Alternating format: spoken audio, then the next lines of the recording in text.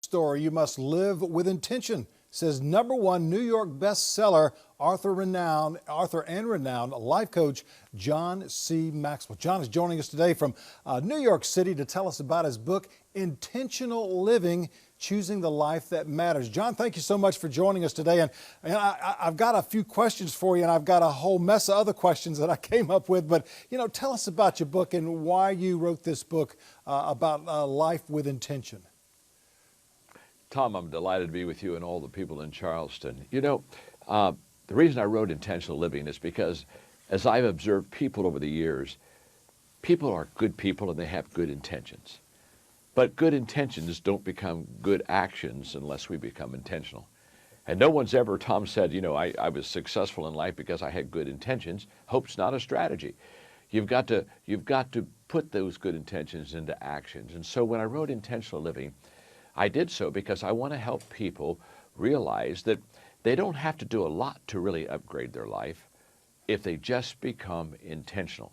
So the book is filled with thoughts, ideas, ways for a person to be intentional, especially in adding value to people. And the reason for that is because most people think of significance as somewhere way above them and some way far beyond them, and they don't realize that they can be significant today by doing what I would call intentional acts of kindness.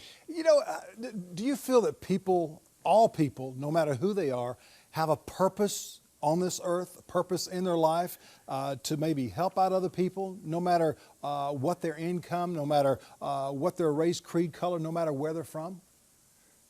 I think every person has the opportunity to add value to people. I think we only maximize that opportunity, though, if we're intentional. And so when I wrote the book Intentional Living, it's kind of like the beginning of what I hope to be a movement. And let me explain what I mean by that, Tom. You see, I think that we are not in the habit of intentionally every day adding value to people.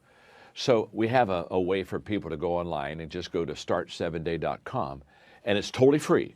If they go to start7day.com, they can literally be with me for 7 days. And for 3 or 4 minutes, Tom, I share with them kind of a practical idea of how to be intentional. Now think about it.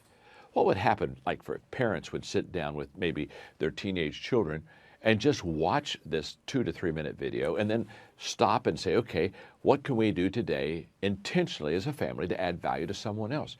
Think of what would begin to happen in the lives of the children and the parents and the family when they became intentional. And so the start7day.com, again, which is free, is to help people have 7 days of practicing an intentional act of significance so that they kind of get in the habit of it. Did you write this book, put this book together, just really to help out other people? It sounds like this is a part of your life, a part of what your intentions are in life is to help so many other people out.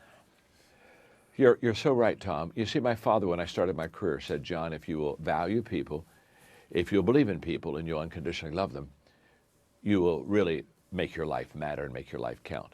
And I wrote Intentional Living because I think everybody that's right now watching wants to make their life count. They really want their life to matter, but they're not really sure how to do it. And I wanted to put the cookies on the lower shelf. I wanted to put them low enough for a person to reach up and have one. And basically, in a very simple way, share with the person that if they every day were intentional in doing acts of kindness, it could make a huge difference in people's lives. John C. Maxwell, Intentional Living.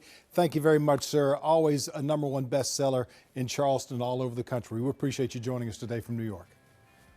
Thanks, Tom. Great to be with you, my friend. And we've got more after the break, so stay with us.